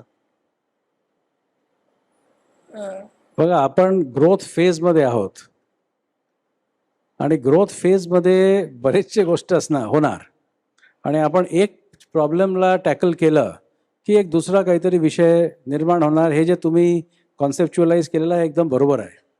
आणि ठाणे जे आहे, ठाणे म्हणजे मुंबईचाच भाग झालेला आहे. It is a separate district, परंतु it is as good as Mumbai. Ghodbunder road पूर्वी जे होता त्यापेक्षा आता वायडंड आहे. तरीसुद्धा त्या ठिकाणी आता आपण तिकडच्या सर्व्हिस लेन्स जे आहे त्या सर्व्हिस लेन्सलाही मेन रोडमध्ये आणणे आणि मीडियनलाही मेन रोडमध्ये आणणे अशा प्रकारचा आपण एक प्रस्ताव जे आहे ते आपण अथॉरिटीकडे मूव्ह केलेला आहे. आणि नंतर आपण त्याला अजून वाईडन करणार so as to improve the traffic, जे वाहतूक कोंडी आहे ते घोडबंदर रोडमध्ये. परंतु ठाणे जिल्ह्यामध्ये आणि हे MMR, नॉट जस्ट ठाणे जिल्हा, MMR रिजनमध्ये हे अशा प्रकारचे जे रश आहे डेव्हलपमेंटचा, त्या डेव्हलपमेंटच्या रशला टॅकल करण्याकरिता आता कॉम्प्रिहेन्सिव्ह ट्रान्सपोर्ट प्लॅनमध्ये ब्रॉड प्लॅनिंग झालेलं आहे. आर्टेरियल रोड्स काय असतील ते झालेलं आहे. पण डिटेल मास्टर प्लॅनिंग जे आहे ते डिटेल मास्टर प्लॅनिंगचं काम आपण आता सुरू केलेले आहेत. We have already started that. आपण एक we have appointed Tata Consulting Engineers to do the engineering of this entire thing. तर अशा प्रकारचे ते कामं सुरू झालेलं आहे. आणि ट्रॅफिक डायव्हर्जन जे आहे, जे ॲज आय स्पोक की डायरेक्ट जाणारे लोक तर डायरेक्ट जातील आणि ज्यांना बायपास करून जायचं आहे त्यांना बायपास करून द्यावा, अशा प्रकारचं काम जे आहे ठाण्यामध्ये आपण सुरू केलेलं आहे. Ghodbunder road is also a integral part of that particular plan आणि त्या ठिकाणी काही मेजर काम आपण करणार आहोत. रस्त्यांचा विषय निघालाच आहे, तर आता थोडंसं MMRDA मेट्रो आणि हे सगळं केल्यावर आता बोगद्यांकडे वळायचं ठरवलेलं आहे. तर ठाणे बोरिवली ऑरेंज गेट याचं आता हे कधी पूर्ण होतील किंवा त्याचं नियोजन कसं आहे? ठाणे बोरिवलीचा आता लास्ट फॉरेस्ट क्लिअरन्स जे आहे ते फॉरेस्ट क्लिअरन्सचा we are waiting for that. Otherwise all clearances are in place now. Thane बोरिवलीचा last week I took a meeting with all state government and other agencies. Everything is cleared. आणि orange गेटमध्ये it is pending the last one clearance of CRZ. Otherwise सगळं clearances आहे. प्रकल्प जे आहे 5-5 वर्ष 5 years हे लागतील. आणि आपण टनल्समध्ये अशासाठी जातो आहे because as far as actually tunnelling is the most expensive. At grade road cheapest, त्यानंतर एलिव्हेटेड रोड आणि tunnelling is the most expensive. पण ठाणे बोरिवली आणि ऑरेंज गेटमध्ये याशिवाय पर्यायच नाही आहे. ठाणे बोरिवली यासाठी कारण की मध्ये संजय गांधी नॅशनल पार्क आहे आणि संजय गांधी नॅशनल पार्कवरनं देर इज नो वे की नॅशनल पार्कवरून एक रोड घ्यायची परवानगी आपल्याला मिळेल. आणि माझा वैयक्तिक मत त्याच्यामध्ये असं आहे की आपण याच्यात पडूही नये. मी BMCमध्ये असताना घोडेगाव मुलुंड लिंक रोडलाही आपण बोगद्यामध्ये केलं होतं, त्याचं काम आता सुरू होत आहे. तो similarly Thane Borivali is also an underground thing. Orange गेटचं जे काम आहे, as you get down from the freeway, तर ती डोंगरीचा जे भाग आहे त्या ठिकाणी एकदम ट्रॅफिक जॅम होऊन जातो and the whole connectivity business is not getting solved. त्यामुळे ते ऑरेंज गेटचं काम जे आहे ते आता it will start in the new year आणि ते 5 वर्षात पूर्ण होणार. नवरोत्तम भोसले, अनिकेत साठे या दोघांचा प्रश्न असा आहे की आपण मगाशी भारताच्या GDP मध्ये BKCचा जे महत्त्वाचा वाटा राहिला त्याविषयी आपण बोललात. मुंबई ही नेहमीच भारताची आर्थिक राजधानी राहिली, अर्थकारणाचं एक महत्त्वाचं केंद्र राहिलं. तुम्ही मुंबई महानगर क्षेत्राकडे म्हणजे मुंबईच्या पलीकडे जे नव्याने हा सगळा जो भाग आपण आपल्या विकासाच्या नजरेसमोर ठेवलाय, तर या पुढच्या अर्थकारणात देशाच्या अर्थकारणात या सगळ्या भागाचं महत्व किती राहील, कसं राहील आपल्याला वाटतं? सो पुढच्या काळात काय होणार ते तर मी I don't think anybody can talk about it. कल का पता नहीं होता, so we can talk about it. But Mumbai actually पूर्वी जे आहे Kolkata was the leading economic capital of the country. आणि then Kolkata in 1970 onwards, it is Mumbai which became the leading economic thing, and today Mumbai is the leading thing. आपण महाराष्ट्र आजही इन्व्हेस्टमेंटमध्ये number 1च असतो. So त्यामुळे याच्यामध्ये अजून हे व्हावा, तो त्यासाठी MMRDAने ऑलरेडी काम सुरू केलेलं आहे. Economic planning for the Mumbai metropolitan Region 5 वर्षात किती असावा? If India goes for a $5 trillion economy, then what should be the share of Maharashtra? Should we be 1 trillion or should we be more than 1 trillion? What should be the share of MMR? Should we, now we are 400 billion. Should we be 0.25 trillion or should we be 0.8 trillion or 1 trillion we should aim for? तर यासाठी आपण एक अभ्यास सुरू केलेला आहे नीती आयोगाबरोबर, आणि नीती आयोगचे CEO जे आहे ते येत असतात आणि आपण त्यांच्याबरोबर जे आहे ते काम करत आहोत. So as and when that thing will happen, so that will come out before the public. तुम्ही एकदम आर्थिक विकासाच्या याच्यात बिलियन मिलियन्सची सांगितली, पण आमचा प्रश्न बेसिक असतो, स्टेशनवर उतरल्यावर घरी कसं जायचं. त्यामुळे MMR आणि त्या रिजनमधल्या ज्या मेट्रो आहेत तिथे लास्ट माईल कनेक्टिव्हिटीसाठी काही आपलं प्लॅनिंग आहे का? गंधर्व पुरोहित यांनी हा प्रश्न विचारताय. आय एम व्हेरी हॅपी की गंधर्वजी आपण या प्रश्न मला विचारलं, कारण की मेट्रो आणि लास्ट माईल कनेक्टिव्हिटी याची एकदम जवळचा संबंध आहे. विदाऊट लास्ट माईल कनेक्टिव्हिटी काही अर्थच होणार नाही. लास्ट माईल कनेक्टिव्हिटी जी आहे त्यासाठी आपल्याकडे options means walkability number 1. Number 2 is cycles, that is bicycles, motorcycles, त्यानंतर ऑटो रिक्षाज, आणि त्यानंतर taxis, and lastly buses. This is the option of last mile connectivity. BST आणि MMRDA यांचे we have got a very good coordination, आणि आमचा जे common mobility card आहे ते BSTच्या सिस्टममध्ये वर्क करत असतो. त्यामुळे if you get down from a metro, आणि तिकडे प्रत्येक मेट्रो स्टेशनजवळ BSTच्या बस आहे, आणि काही मेट्रो स्टेशन्स आपण असं बनवलेलं आहे which is indicated with the bus terminal. तर त्यामुळे you can directly go down.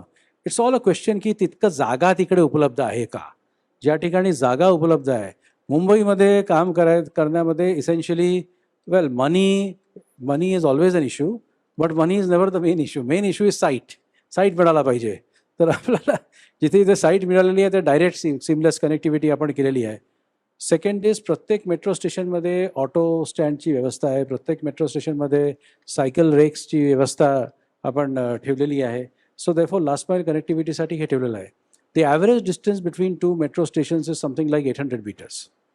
मला वाटते पर्सनली की this is a very small distance, because याच्यामुळे ट्रेनची स्पीड जी आहे ती स्पीड कमी असते. इट शुड बी 2 kilometers, आणि आपण वॉक करायला पाहिजे. Walkability, our walking ratio of people in Mumbai is very less. We are walking only 3,300 to 3,300 steps a day. आणि आपल्याला 10,000 steps किमान वॉक करायला पाहिजे. If we have a longer gap between metro stations, आणि आपली weather इतकी चांगली आहे ना, गरमीचं वेदर जे आहे ना, इट्स अ गुड वेदर.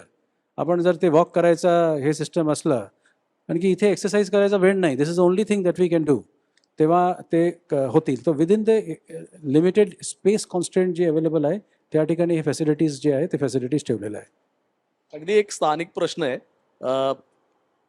आपण BKCचं म्हणताय, पण BKCत हल्ली खूपच ट्रॅफिक वाढलंय. तर त्या संदर्भात काय वेगळं नियोजन आपण करतोय? सगळ्या चारी बाजूनी मंडळी BKCच्या दिशेने जात असतात, आणि BKCत शिरणं हे आता आणि बाहेर पडणं हे दोन्ही कठीण झालेलं आहे. तर त्या दृष्टीने आपण काही करतोय का? सो BKCमध्ये अगेन मॉर्निंग अँड इव्हनिंग ह्या पिरियडमध्ये ट्रॅफिक कंजेशन असतो, and the very obvious solution to that is staggered working hours. पण staggered working hours hasn't worked in Mumbai. आपण असं नाही की मुंबई शहर म्हणजे सरकार नाही, मुंबई शहर, all citizens haven't tried for it, पण ते वर्कआउट झालेला नाही आहे.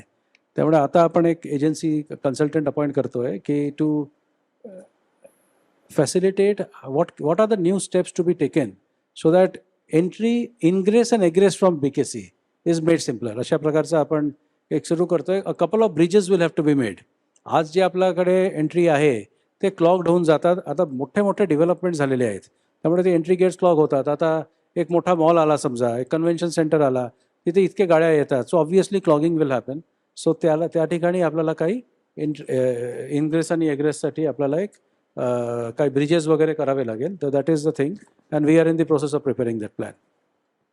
एक मेट्रोचंच भावंड मोनो, तर आत्ता मोनोची काय स्थिती आहे आणि त्याच्याबाबत काही, कारण दरवेळी चर्चा झाली की मेट्रो आज ना उद्या प्रॉफिटमध्ये येईल, आत्ता प्रवासी कमी असतील तरी ते वाढतील. मोनोची नेमकी स्थिती काय आहे? So Mono is in loss, and it will make a substantial loss in this financial year. I am telling it because it is on record, and the balance sheet of the Mono comes out every year, so it is in loss. But Mono essentially currently, it is not a feeder. Monorail will always be a feeder. Airport monorail, म्हणजे airportला feeder. Otherwise, it will be a feeder to a metro rail service, a suburban rail service. तर आता मोनोला आपण बरेचशे ठिकाणी सबर्बनसाठी बरोबर connect केलेले आहे. काही ठिकाणी आपण मोनोला मेट्रो रेलसाठी कनेक्ट करतोय. तर अशा प्रकारचे we are trying to do this. जेव्हा मेट्रो लाईन्स आपले especially line 2B, line 4, line 6 हे सगळं मुंबईच्या आतमधले जे लाईन्स आहेत हे लाईन्स कंप्लीट होतील, त्यावेळेस monorail will automatically serve as a feeder service, and that time monorail will do better. But essentially public transport मध्ये we have to understand की world मध्ये कुठेही public transport systems profitable नसतात, and if they take out their operational cost, then generally the governments are happy with that particular thing, and I do not think that the mono should be an exception. तुम्हीच आत्ता मांडलेला मुद्दा म्हणजे थोडाफार तो मेट्रोच्याही बाबतीत लागू होतो की पब्लिक ट्रान्सपोर्ट सिस्टीम्स त्या जर प्रॉफिट मेकिंग नाहीत असं आपण म्हणतो, तर मग या सस्टेन लॉंग टर्म होण्यासाठी त्याच्यासाठी काय नियोजन आहे आपलं? कारण अशा अनेक सिस्टीम्स आहेत की ज्या सुरू चांगल्या होतात, झाल्या आणि नंतर पुन्हा तोट्यात आल्यामुळे चर्चा बदलली. Yeah, for instance, I mean, we have the line 1 ourselves. आपलाच line 1 आहे, जे आपण पब्लिक प्रायव्हेट पार्टनरशिपमध्ये केलं होतं आणि एक बिडरनी त्याला घेतलं. So he thought it will make a profit, त्यामुळे त्यांनी घेतलं. पण रियालिटी इज की आज पब्लिक ट्रान्सपोर्ट कुठेही सक्सेसफुल जे आहे ते होत नाही. परंतु आता इतकं वर्षाची जे सिस्टम चालू आहे त्याच्यामध्ये जे income sources from public transport त्याला आपण 2 कॅटेगरीमध्ये वर्ग करतो. एक आहे fare box revenue. Fare box revenue is like your box office collection. Ticket किती विक्री झालं त्याच्यातनं जे कलेक्शन आहे that is the fare box revenue. Second is the non fare box revenue. तर non fare box revenue essentially comes from retail, it comes from marketing, that is advertisements and all that, and it comes from real estate, land monetisation. अशा प्रकारचे 3 गोष्टी आहे. मुंबईमध्ये land मॉनिटायझेशनसाठी लँडच नाही आहे. जे land आहे तिथे आपल्याला सर्व्हिसेस द्यावे लागते. त्यामुळे लँड मॉनिटायझेशनचे ऑप्शन जे आहे ते लिमिटेड आहे. परंतु the advertisement and all that option is there. त्यामुळे आपण जे लाईन्स चालू आहे त्यामध्ये आपण काही मॉनिटाईज केलेलं आहे आणि some revenue comes out of that. तर that helps in bridging the gap.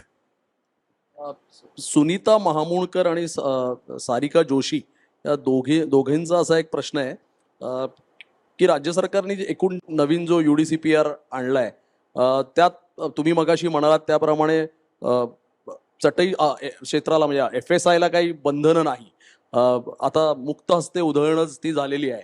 तर या निमित्ताने जे काही मोठ्या प्रमाणावर नागरीकरण होणार आहे आणि एवढी लोकसंख्या वाढणार आहे, MMRDAला भविष्यात म्हणजे आता 60,000 कोटीचं कर्ज घ्यावं लागतंय. ह्या सगळ्या नवीन UDCPRच्या धोरणांमुळे आणखी किती प्रकल्प आणि काय हे कसं हे काय नेव्हर एंडिंग स्टोरी आहे का सगळी? मला वाटत नाही UDCPR मुळे नागरीकरण वाढणार. नागरीकरण वाढतात because we have a growth rate. गेल्या दशकामध्ये आपला growth rate was 2.1 to 2.2%. Plus मुंबईमध्ये एक मायग्रेशनचा ग्रोथ रेट असतो. So the growth rate was higher than the national average. त्यामुळे लोक आल्यानंतर well, I don't know whether I should say this, but slums are not an eyesore.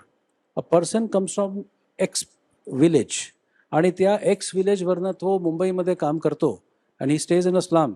Obviously त्याला असं वाटते की my life here is better, त्यामुळेच तो येऊन या ठिकाणी राहतो आणि सो ही स्टेज हिअर. आणि नंतर as he works in Mumbai त्याची आर्थिक परिस्थिती इम्प्रूव्ह होते and then he buys a house. So affordable housing is a huge issue before us.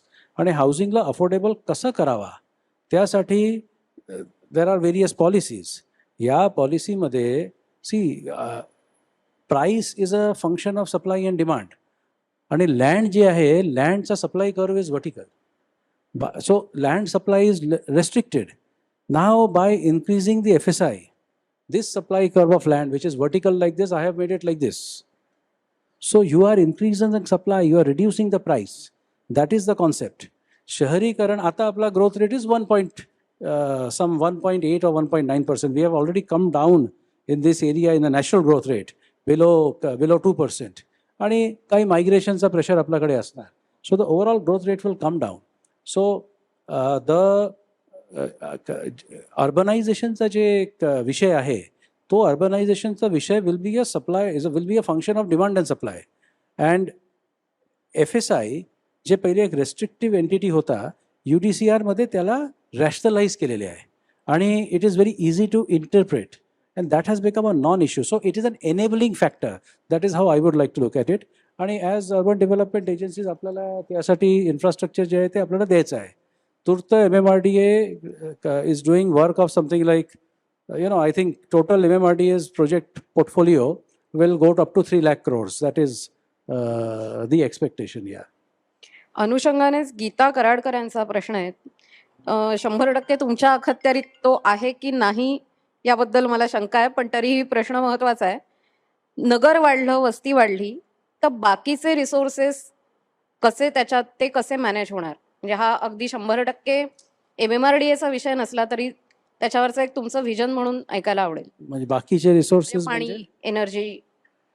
Right. So नगर वाढणं, वस्ती वाढणं, मी जर इफ आय सी इट, म्हणजे we are a secular liberal, we are a secular socialist democratic Republic.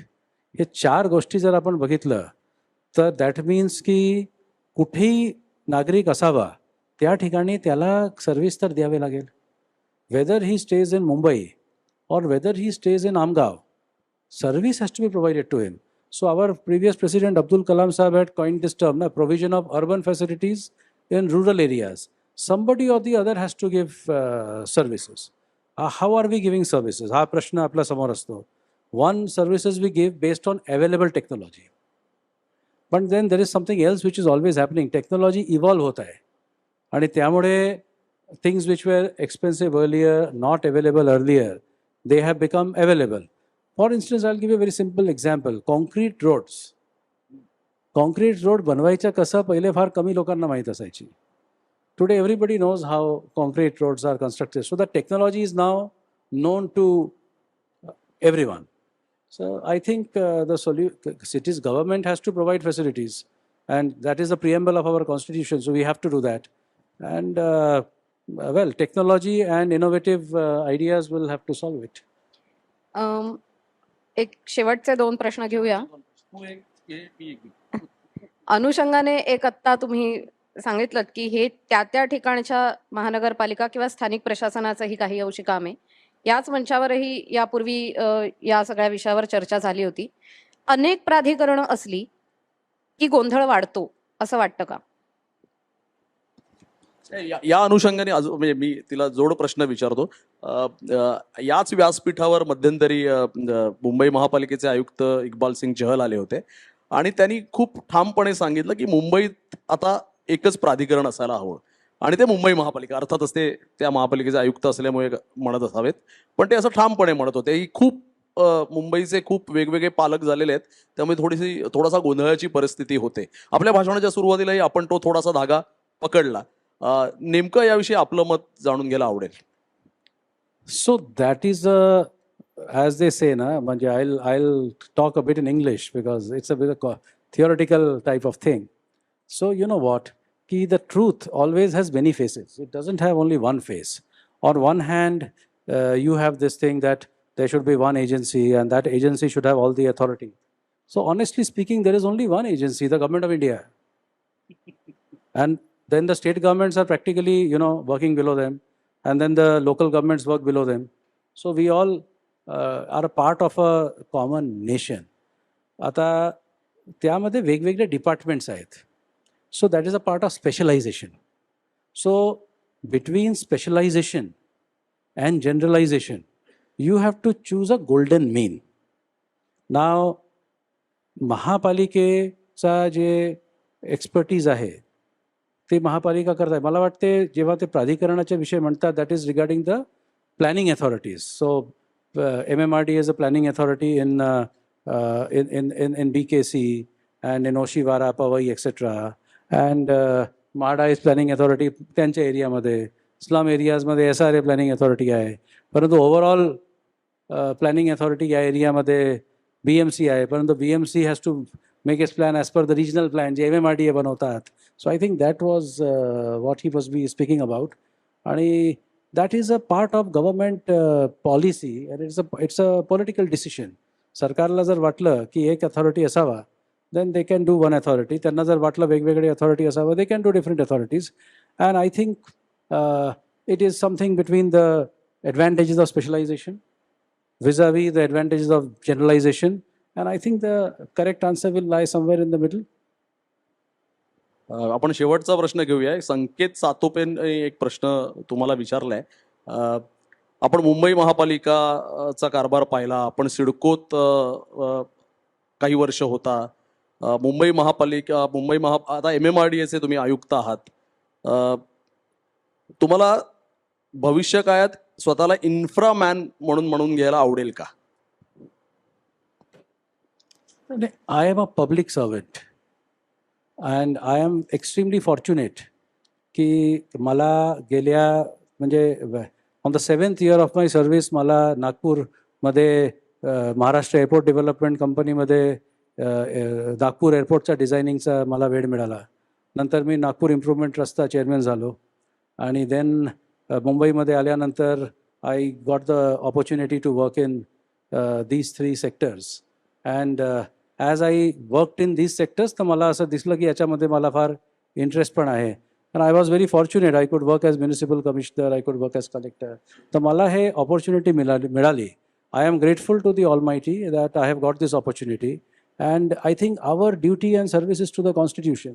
तर त्याप्रमाणे आपण ज्या हे मिळाला ते काम करायचं, इन्फ्रास्ट्रक्चरमध्ये काम करायची वेळ मिळाली, opportunity मिळाला, त्याच्या we should take those decisions. धन्यवाद. काही जणांचा नामोल्लेख राहिला असेल, प्रश्न घेता आले नसतील, काही खूप वैयक्तिक स्वरूपाचे होते ते मुद्दाम टाळलेले आहेत. त्यासाठी दिलगिरी व्यक्त करते आणि पुढची सूत्र कुणालकडे सोपवते.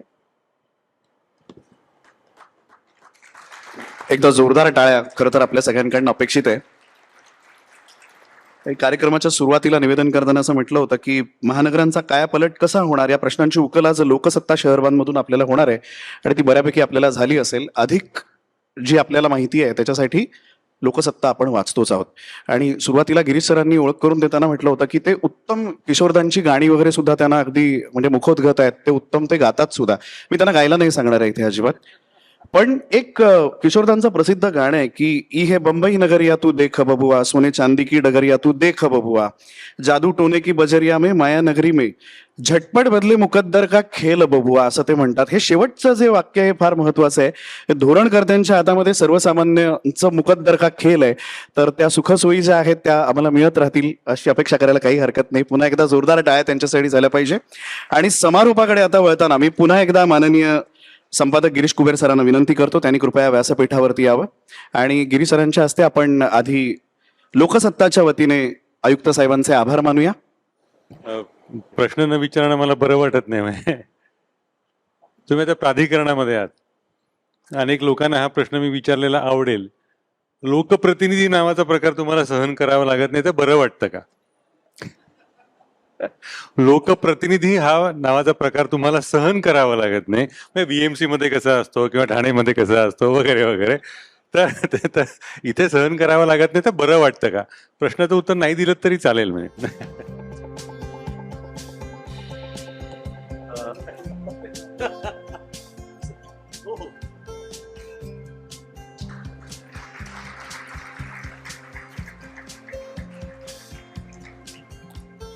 पुन्हा एकदा मान्यवरांचे खूप खूप आभार. अधिकृतरित्या कार्यक्रम संपलेला आहे. फक्त माझी नगरसेवक इथे माननीय प्रकाश गंगाधरे साहेब आहेत, त्यांना विनंती करतो त्यांनी कृपया व्यासपीठावरती यावं.